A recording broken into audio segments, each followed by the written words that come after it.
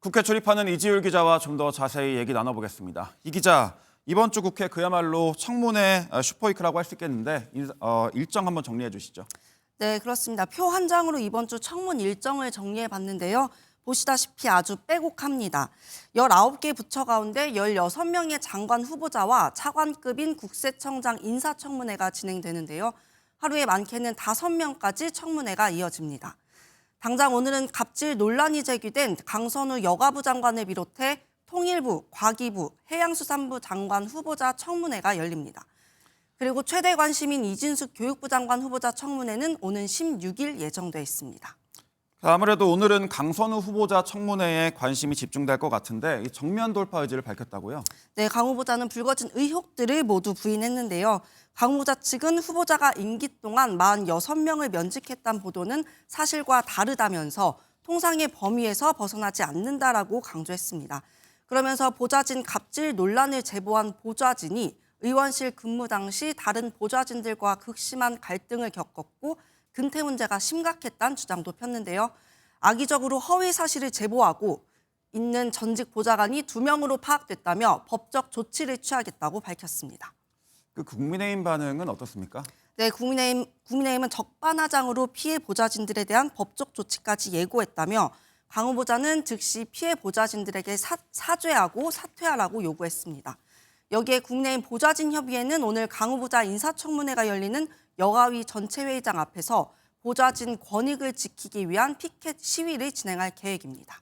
결국에 이 강 후보자와 이 이진숙 후보자 두 사람이 청문회를 통과할 수 있을 거냐, 이게 관전 포인트 같습니다. 네, 그렇습니다. 앞서 리포트에서도 나왔지만 두 후보자 모두 각종 의혹에 대해 적극 반박하면서 일단 민주당도 지켜보자는 입장입니다. 청문회를 통해 충분히 소명될 거란 기대와 함께 엄호에 총력을 기울이고 있습니다.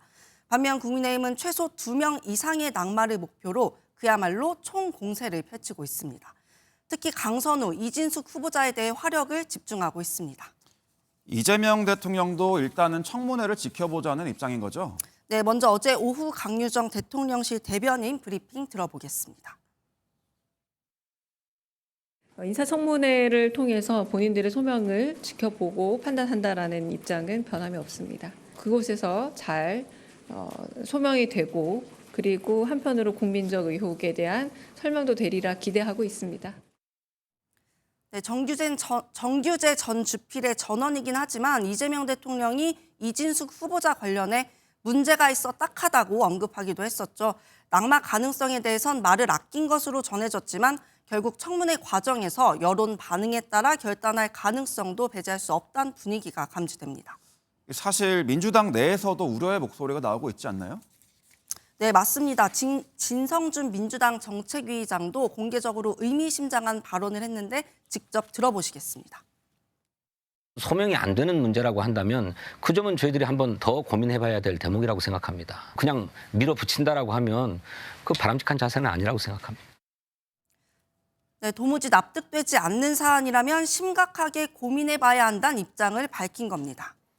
그런데 이 강선우 후보자 같은 경우는 현역 의원인데 지금까지 이 현역 의원이 인사청문회에서 낙마한 적은 없지 않나요? 네, 국회 인사청문회가 지난 2000년부터 시작됐으니까 25년 됐는데요. 현역 국회의원이 인사청문회에서 낙마한 적이 단 한 번도 없었습니다. 물론 청문 보고서가 채택되지 않은 사례는 있었지만 대통령은 그대로 임명을 했던 겁니다. 이번 이재명 정부 초대 내각 현역 의원은 김민석 총리를 포함해서 모두 9명인데요. 직전 윤석열 정부 1기 때 4명보다 2배 이상이 많고 문재인 정부 초대 내각 5명과 비교해도 훨씬 많은 숫자입니다. 이번에도 현역 불패가 이어질지 관심입니다. 마지막으로 어제 차관 인선에 대해서 국민의힘이 강력 반발하고 나섰는데 이 내용도 한번 말씀해 주시죠. 네, 국민의힘이 가장 문제 삼은 인물은 신임 법제처장으로 임명된 조원철 변호사입니다. 대장동 사건 변호인이었던 이력 때문인데요. 이 대통령의 변호인들이 기용된 것만 벌써 5번째로 국민의힘은 한마디로 사법 방탄보훈 인사라고 꼬집었습니다. 박민영 대변인은 장관 후보자들의 의혹들까지 거론하며 범죄자와 범죄자 변호인들만 득세하는 정권이란 혼란이 쏟아진다 이렇게 비판했습니다. 여기까지 듣겠습니다. 지금까지 정치부 이지율 기자였습니다.